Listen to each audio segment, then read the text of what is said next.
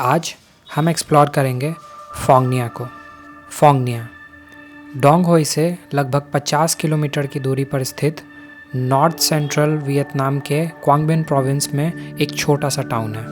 फोंगनिया अपने फोंगनिया कबांग national park के लिए जाना जाता है, जो कि एक यूनेस्को वर्ल्ड हेरिटेज साइट है। इस केव सिस्टम के अंदर आपको दुनिया की सबसे बड़ी केव सोंग डोंग भी देखने को मिलेगी। यूं तो ये 7,700 मीटर से भी ज़्यादा लंबा फैला हुआ केव्स का एक बहुत बड़ा जाल है एंड उसके नीचे आपको बहती हुई 13,000 मीटर से भी ज़्यादा लंबी नदियाँ मिलेंगी। इन सारे केव सिस्टम्स में से सबसे फेमस पैराडाइज और फोंगनिया केव्स को आज के वीडियो में हम एक्सप्लोर करेंगे। तो चलिए आज के वीडियो को शुरू करते हैं डोंग होई से और एक्सप्लोर करते हैं इस खूबसूरत केव सिस्टम को।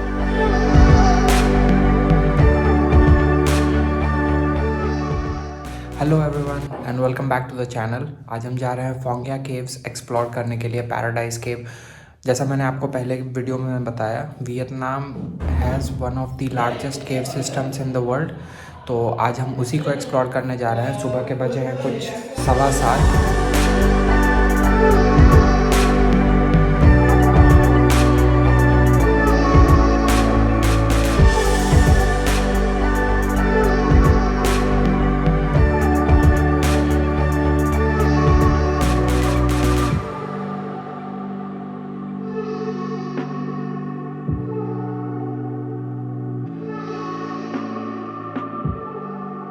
सो हेलो एवरीवन एंड अभी हम आ चुके हैं टू दी फेमस पैराडाइज केव।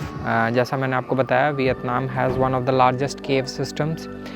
अभी हम जिस पॉइंट पे हैं यहाँ से एक्चुअली में लाओस काफ़ी नज़दीक है एंड बीच भी काफ़ी नज़दीक है। तो वियतनाम एक्चुअली, अगर आप वियतनाम को मैप पे देखेंगे, मैं रेफरेंस के लिए यहाँ पे लगा दूँगा, तो वियतनाम लंबा काफ़ी है बट कहीं कहीं पे वो उसकी विड्थ उतनी ज़्यादा नहीं है। तो this is one of the places. जिस रोड से हम आए हैं वो एक्चुअली में वियतनाम वॉर के टाइम पे बनाया गया था और आज से कुछ टाइम पहले तक यहाँ पे पानी हुआ करता था। तो इट अपीयर्ड लाइक हेलोंग बे। तो अभी चलते हैं paradise cave and will explore.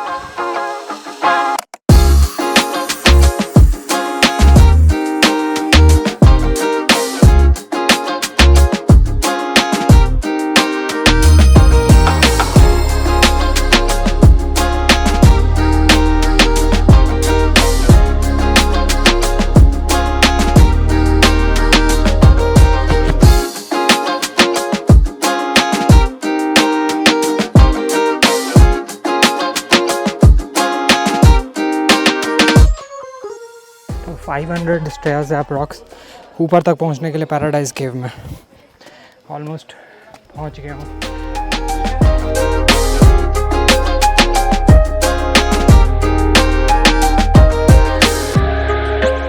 The cave. Now we are not getting into the cave now because now your body temperature is very hot. You want to listen? Come closer. And inside the cave, the temperature around like 18 degrees to 22 degrees. Now your body is just around like 37, 38. If you get into the cave right now, you may get shocked. So we have 5-minute break to 10-minute break. During that time, I would like to talk about the paradise cave for you. The paradise cave, the entrance just right there is the small entrance, just about 1.5 meter height. So for who over 1.5 meter, you know what should you do? No, you stay here. Just only the kid over there can go. Entrance, go in the cave. The cave getting really huge. The height get point more than 70 meters. And then wide gets point more than 120 meters. Really huge. And you know, like about 200 stairs from the entrance going down 200 stairs. So be careful because of the water. The stair is quite slippery. All right, take your time, slow down, because we have a lot of time today. Yeah? This cave, very lucky. The guy found this cave very lucky. He found it in 2005, and then also he is the guy who found the largest cave in the world, named Sơn Dong. Very lucky. Now at the entrance of the Sơn Dong cave, have his name is like Hồ Khanh, who found the cave. The guy name. Chị ơi. And you know, like, what do he have after fight so many cave, after fought so many cave for the government? You know, like he had 1% from your ticket. 1% from one people is nothing. But you know, like 3 million people come here a year, and this cave opens in 2010, 14 years. So now he is like billionaire with his Mercedes Maybach, his own hotel. So after 5 years later, you can come back to the Phong Nha town one more time, and you listen about the cave named King Cave. Right? I'm rich. You know. All right. Until 2006, British Caving Association, they spent a year to explore this cave. Why it takes so long?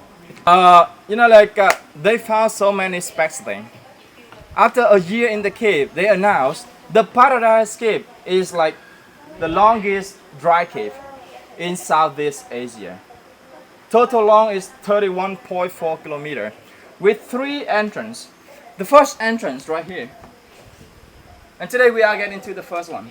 From here, we get in 1 kilometer, then we finish right here, and then we come back. Everything clearly? And then at the second entrance at 7 kilometers, when you guys come here, you see some people wear the harness, the helmet. You see them? They are do 7 kilometers. What do they see? At the end, the rock from the ceiling fell down about 2 million years ago. So the sunshine are getting into the cave. Then the rainforests are growing up. So beautiful there. Then you also do like swimming, kayaking, many things. But why they name this cave Dry Cave? I don't know. Have no idea. The swimming in here. And do you know like where is the longest cave in the world? Sơn Đông is the largest one. Only 9 kilometers long. The longest one America. are in the USA. The cave named Mammoth. Yeah, in Kentucky. Like from here to Hanoi, but under the ground. It's freaking long, huh? Total long about 686 kilometers. Oh, wow. It's like if you guys want to get more information about the longest cave in the world, searching on like Wikipedia. They never tell a lie. You know Wikipedia? Yeah, many information on Wikipedia, but who knows? And yeah, so scientists from British, they spent a year. Then they found also many specs of things in this cave, like fossil. Everybody know fossil? Yeah. Like in Dutch, people say fossil. The fossil of the fish, the shell, and the coral reef. So, Wow. where are they living? Under the water. Under the water. But here, higher than sea level, 360 meters. The fossil is more than 400 million years old. Then how do they know how old of the fossil is? Carbon dating. Exactly. Radiocarbon dating. And they know exactly the fossil in this cave more than 400 million years old. And they will live in the ocean before. Okay? Mean right here is the ocean before. Yeah. Okay? And then how? How nowadays we see the mountain, the land, It's formations. what? Formation? I mean, the plates are moving, so I Yeah. guess it's pushing. Tectonic Tectonic shift. movement, everybody.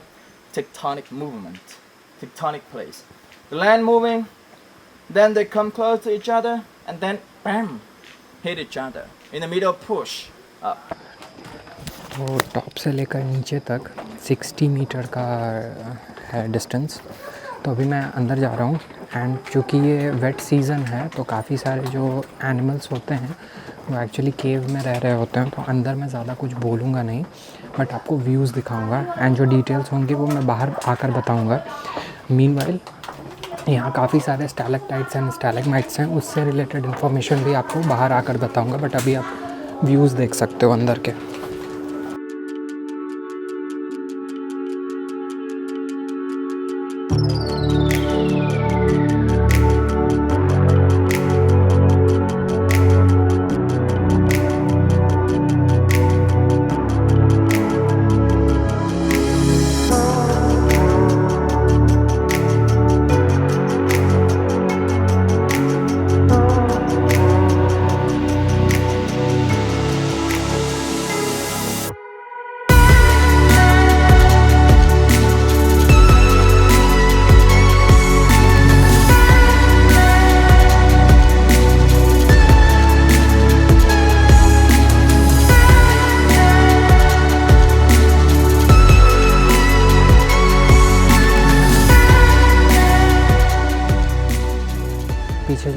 देख पा रहे हो ना, ये actually में इसको ऐसे अगर स्लाइस किया जाएगा तो इसमें आपको रिंग्स देखने को मिलेंगी।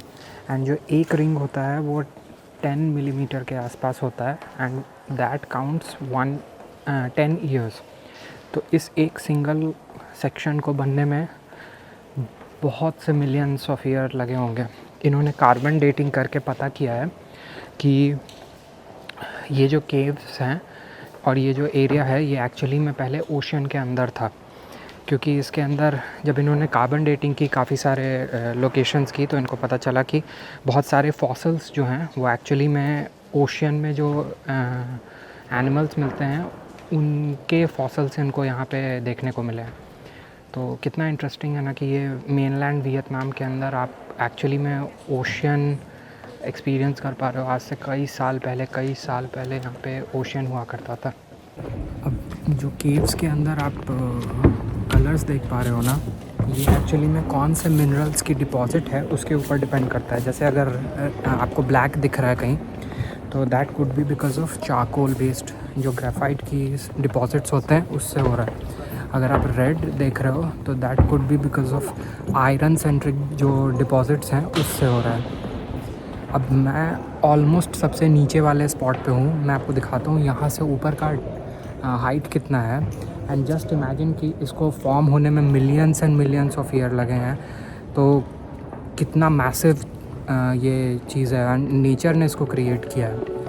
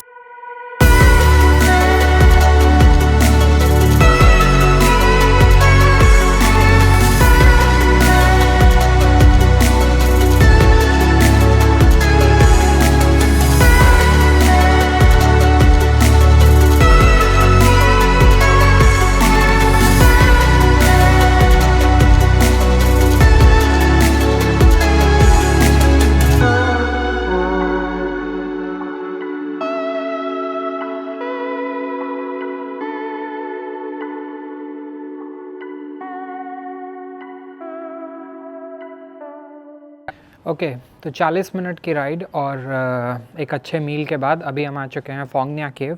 एक्चुअली डार्क केव करने का प्लान था बट वाटर लेवल काफ़ी ज़्यादा है तो हमने डिसाइड किया। एक्चुअली ये ऑलरेडी प्लान में था कि फोंग न्या केव ही जाना है बिकॉज डार्क केव अभी क्लोज्ड है। तो फ्यूचर में कभी देखूंगा डार्क केव के लिए, फिर अगर मुझे वियतनाम आना हुआ तो। फोंग न्या केव के बारे में आपको बता देता हूँ। This is also UNESCO world heritage site, include किया गया था 2003 में। यहाँ जो केव फॉर्मेशंस आपको देखने को मिलेंगी वो they are like 400 million years old. 400 caves हैं यहाँ पे एंड कयाकिंग, कनोइंग ये सब कुछ यहाँ पे होता है केव्स तक जाने के लिए। उसके अलावा बहुत ही ज़्यादा फेमस है अपने फ्लोरा और फौना के लिए। एंड आसपास आप देख ही पा रहे होगे बहुत ज़्यादा ग्रीनरी है, बहुत ब्यूटीफुल है। अभी जस्ट टिकट काउंटर के पास जो हमारे गाइड हैं वो गए हैं टिकट लेने के लिए एंड मैं आया था जस्ट वॉशरूम में तो मैंने सोचा आपको डिटेल्स शेयर कर दूं। एंड अब मैं आपको व्यूज़ एंजॉय करवाता हूं इस जगह का। अगर आपको ये टूर बुक करना है तो इसका लिंक मैं डिस्क्रिप्शन में मेंशन कर दूंगा। मैंने बुक किया था क्लुक से, जैसा मैं हमेशा करता हूं। तो अगर आपने क्लुक नहीं यूज़ किया है तो मैं क्लुक का जो लिंक है वो भी मेंशन कर दूंगा। यू विल गेट 400 रुपीज़ के अराउंड का क्रेडिट, तो आप उसको यूज़ कर सकते हो। ट्रैवलिंग के दौरान काफ़ी ज़्यादा हेल्पफुल होती है। So let's enjoy the Phong Nha caves. इसकी स्पेलिंग है PHONGNHA. तो NHA इज़ नॉट ना, इट इज़ न्या. So it's called Phong Nha caves.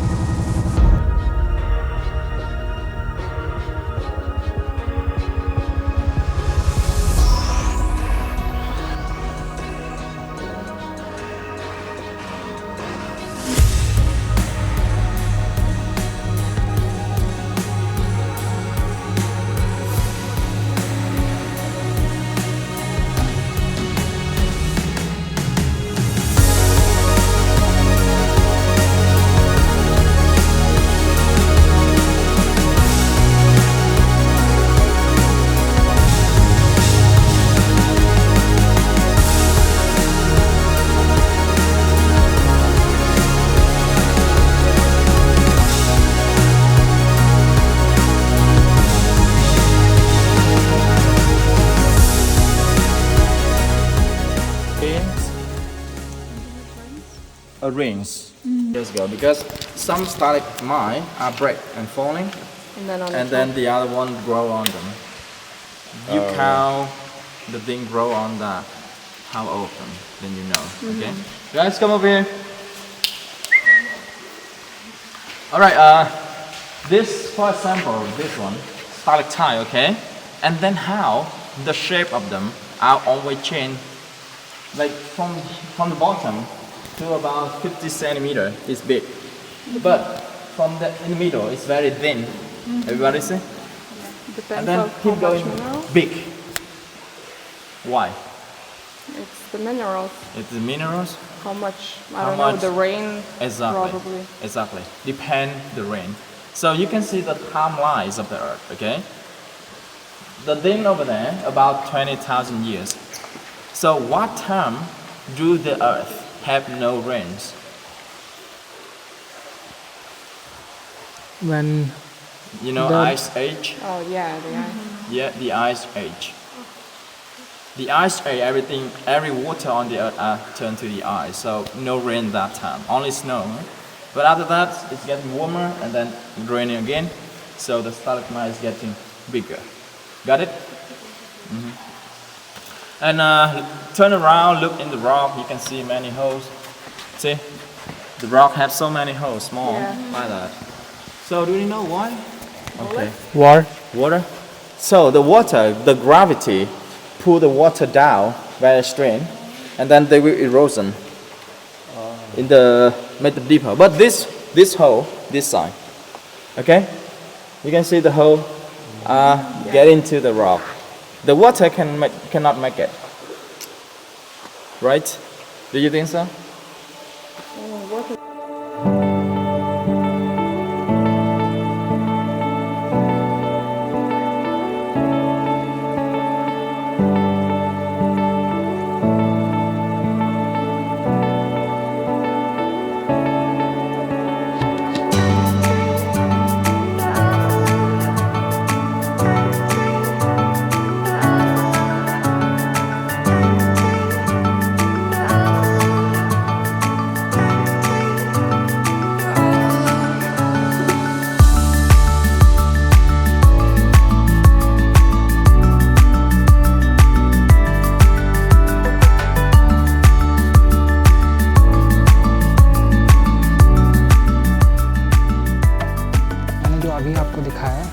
Is the Phong Nha cave. अभी सबसे लास्ट में मैंने आपको एक रिवर दिखाया होगा, वो रिवर एक्चुअली में लाओस से आ रहा है। तो आप इमेजिन करो कि कितने दूर से आ रहा है वो। These stalactites and stalagmites were once inside the ocean. 400 million years लगे हैं इसको फॉर्म होने में। ये जो कार्विंग्स आप देख पा रहे हो, ये सारा कुछ उतना टाइम में हुआ है। एक बहुत ही इंटरेस्टिंग सिविलाइजेशन की स्टोरी मैंने आपको अभी से 1 या 2 वीडियो पहले बताई होगी। शायद आपको नाम याद होगा, और अगर नहीं याद है तो आप वो वीडियो देख सकते हो। It's called the My Son sanctuary. तो मीसॉन सेंचुरी जो था वो एक्चुअली में उस टाइम पे जो लोग यहाँ पे रह रहे थे मीसॉन सेंचुरी में, चंपा सिविलाइजेशन के लोग, एक्चुअली में वो लोग यहाँ पे आके रहा करते थे। बिकॉज़ पहले यहाँ पे एक और नॉर्दर्न वियतनाम में एक आप बोल सकते हो डायनेस्टी थी या कंट्री थी which was known as Dai Viet. तो Dai Viet was the original Vietnam. And उनके और चंपा पीपल जो हैं, इन दोनों के बीच में हमेशा लड़ाई होती थी। तो चंपा के जो लोग थे, सिविलाइजेशन के लोग, वो यहाँ आके रहा करते थे, टाइम स्पेंड किया करते थे। एंड अंदर में काफ़ी सारे अर्न हैं। अर्न मीन्स बड़े जार्स होते हैं जिसमें उनके स्केलेटन्स भी पड़े हुए हैं। बट वो आप तब देख सकते हो जब वाटर का जो लेवल है वो बहुत कम हो, और यहाँ अंदर लास्ट पॉइंट से 1.5 किलोमीटर अंदर है वो। अगर आप यहाँ से डायरेक्टली चलते चलते आगे जाओगे तो आप at certain point Laos enter कर जाओगे। तो आज लकीली वाटर का लेवल इतना है कि हम वहाँ तक पहुँच पाएँ। आपको स्पार्कलिंग दिख रहा होगा, स्टैलेक्टाइट्स जो हैं वो एक्चुअली में क्रिस्टल्स हैं। तो क्रिस्टल्स के वजह से वो चीज़ हुआ है। एंड मैं वही है, इस टूर में मैसेमराइज्ड हो चुका हूँ। वियतनाम वॉर के टाइम पे इसको एज अ हॉस्पिटल भी यूज़ किया जाता था, बिकॉज़ अंदर ठंड काफ़ी है, तो नेचुरल एयर कंडीशनिंग है यहाँ पे। तो ये सारी डिटेल्स आप देख पा रहे हो कितना बड़ा है वो, कितना खूबसूरत है। जस्ट इमेजिन यहाँ कभी लोग रहा करते थे। जो बाहर मैंने आपको दिखाया bullet shots, actually Vietnam war के टाइम पे मशीन गन से, हेलीकॉप्टर से शॉट किया जाता था। बिकॉज़ जैसा मैंने आपको बताया, यहाँ पे जो वियतनामीज़ लोग थे वो यहाँ पे रहा करते थे, एंड मेडिकल ट्रीटमेंट उनकी यहाँ पे की जाती थी। बिकॉज़ जैसा कि मैंने आपको ये बताया कि यहाँ पे बेसिकली टेम्परेचर जो है वो काफ़ी कम था। अंदर 18 डिग्री 20 डिग्री के आसपास टेम्परेचर रहता है, तो एयर कंडीशनिंग की ज़रूरत नहीं पड़ती थी। तो लोगों ने इसको काफ़ी टाइम तक यूज़ किया है। ग्रीन कलर जो आप देख पा रहे हो, these are all live mosses, and black जो हैं वो डेड हैं।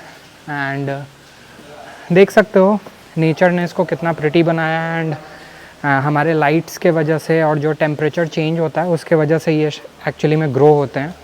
तो हमने इसको क्या कर दिया है, but at some point in time nature will take it back for sure. कुछ जगहों पे आपने देखा होगा कि जो स्टैलेक्टाइट्स हैं उनमें शेप्स चेंज हो रहे हैं। तो जिस टाइम पे वाटर का फ्लो कम होता है उस टाइम पे एक्चुअली शेप्स जो हैं वो चेंज होती है। और ऐसा नहीं है कि 1-2 साल में हुआ है, वो बहुत millions and million of year लगे हैं उसको। आप इमेजिन कर पाओगे, गेस कर पाओगे किस टाइम पे पानी का फ्लो नहीं था। एग्जैक्टली आइस एज के टाइम, उस टाइम पे सब कुछ, पृथ्वी पे जितनी भी पानी थी, वो जो भी वाटर बॉडीज़ थे, वो सब एक्चुअली में जमा हुआ था। एंड उस टाइम पे पानी का फ्लो नहीं था। एंड दैट इज़ वाई बहुत सारे जगहों पे आपको दिखेगा कि पानी जो है, जो स्टैलेक्टाइट्स का जो शेप है वो सिकुड़ा हुआ है। बट जब पानी का फ्लो ज़्यादा था तो उस टाइम पे आपको उल्टा बोल रहा हूँ।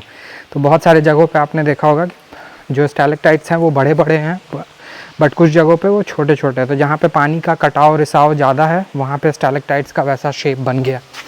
तो ये है वो रिवर जो एक्चुअली में लाओस से आ रही है। तो अगर हम यहाँ से डायरेक्टली जाएंगे तो तकरीबन 25-30 किलोमीटर के बाद हम लाओस एंटर कर जाएंगे। Isn't it fascinating.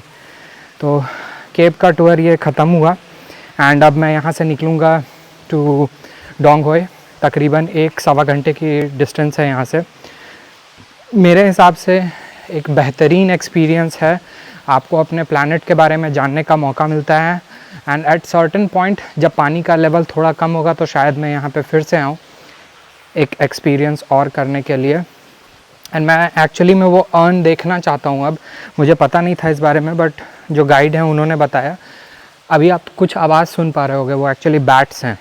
तो अंदर केव्स में काफ़ी सारे बैट्स हैं। पानी बहुत अच्छा है, साफ़ है, बहुत सारे मिनरल्स हैं इसके अंदर, बट ड्रिंकेबल नहीं है। ऐसा भी बताया जा रहा था कि चंपा सिविलाइजेशन के जो लोग थे उन्होंने खुद के लिए फ़िल्टर बनाया था, जैसे लेयर्स यूज़ करके, सैंड और स्टोन्स और बाकी सारी चीज़ों को यूज़ करके, उन्होंने चारकोल वगैरह यूज़ करके उन्होंने अपने लिए एक नेचुरल फ़िल्टर बनाया था। इमेजिन कितने साल पहले की बात है ये। मैंने आपको बताया होगा मीसॉन सेंचुरी में कि सेकेंड एडी में चंपा सिविलाइजेशन का स्टार्ट हुआ था। आप खुद सोच सकते हो, देख रहे हो कितना मैसिव है ये। और ये बस एंट्रेंस है। एंड कल यहाँ पे काफ़ी ऊंचे लेवल तक पानी था, तो एंट्री अलाउड नहीं थी। एंड लकीली आज बस खुला है। एंड किस्मत की बात देखो, कल फिर से रेनफॉल है प्रेडिक्शन में। फाइनली आ गया, देख लिया मैंने, इसको एक्सप्लोर कर लिया। तो अब चलते हैं टिकट काउंटर में। मैंने पता किया 700 का टिकट है, क्योंकि बोट राइड भी लेनी होती है। एंड अगर आप ग्रुप में आते हो तो थोड़ा कंपैरेटिवली सस्ता पड़ेगा, बट मैं रिकमेंड करूँगा कि ग्रुप में आओ, गाइड के साथ आओ। एक और चीज़ आपने नोटिस की होगी या नहीं भी किया होगा, बट बता दे रहा हूँ। आपने यहाँ पे देखा होगा कि नीचे में आपको कोई फॉर्मेशन नहीं दिख रहा होगा, जैसा पैराडाइज केव में दिख रहा था। यानी आपको स्टैलेक्टाइट्स दिख रहे होंगे, बट स्टैलेगमाइट्स नहीं दिख रहे होंगे। क्यों? गेस करो। क्योंकि रिवर फ्लो हो रही है रेगुलरली, तो जो कॉम्पोजिट नीचे बनना चाहिए वो एक्चुअली में बन नहीं पा रहा है।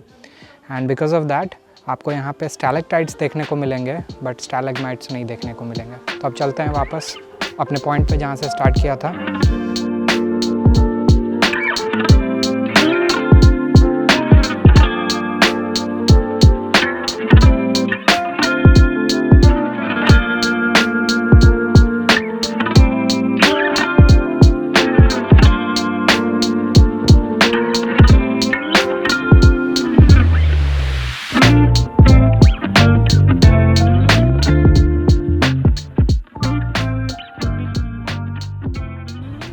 तो एनी गेसेस अभी मैं कहाँ हूँ? सोचिए, मैंने लास्ट वीडियो में आपको दिखाया भी था। तो मेरे सामने है हाथले रिवर। लास्ट वीडियो में मैंने आपको दिखाया था यहाँ का बहुत ही खूबसूरत रिवर फ्रंट। ये पूरा रिवर जो आप सामने देख पा रहे हो, इट इज़ कॉल्ड हाथले रिवर। सामने ईस्ट वियतनाम सी है, जिसमें जाके ये पानी वापस मिल जाती है। एंड मेरे पीछे है द ब्यूटीफुल डोंग होए टाउन। बहुत ही छोटा क्यूट लिटिल टाउन है। एंड आप यहाँ आ सकते हो, टाइम स्पेंड कर सकते हो थोड़ा सा। ऑब्वियसली केव्स तो देख ही सकते हो, बट उसके साथ साथ एक ठीक ठाक डिसेंट दिन यहाँ पे स्पेंड किया जा सकता है। बहुत कामनेस है, बहुत पीसफुल है। एंड स्ट्रेंजली एक चीज़ जो मैंने नोटिस किया है, जो मैं अभी आपको इस वीडियो में बताऊँगा, मैं जैसे जैसे वियतनाम में ऊपर जा रहा हूँ ना, लैंडस्केप्स और ज़्यादा खूबसूरत ब्यूटीफुल होते जा रहे हैं, एंड लोग भी उतने ही अच्छे होते जा रहे हैं। इसी नोट पे मैं इस वीडियो को एंड करता हूँ फ्रॉम डोंग होए river side. I hope you like the video, and if you really liked it, please give it a like. Share करें उन लोगों के साथ जो वियतनाम ट्रैवल कर रहे हैं या करने का प्लान कर रहे हैं। एंड सब्सक्राइब करें चैनल को, बिकॉज़ ये आपके लिए फ्री है एंड मुझे बहुत हेल्प करेगा, सपोर्ट करेगा इस तरह के और कंटेंट्स आप तक पहुंचाने में। मिलते हैं एक नए शहर में वियतनाम में with few new experiences. Until then, stay safe and enjoy your life. Bye bye.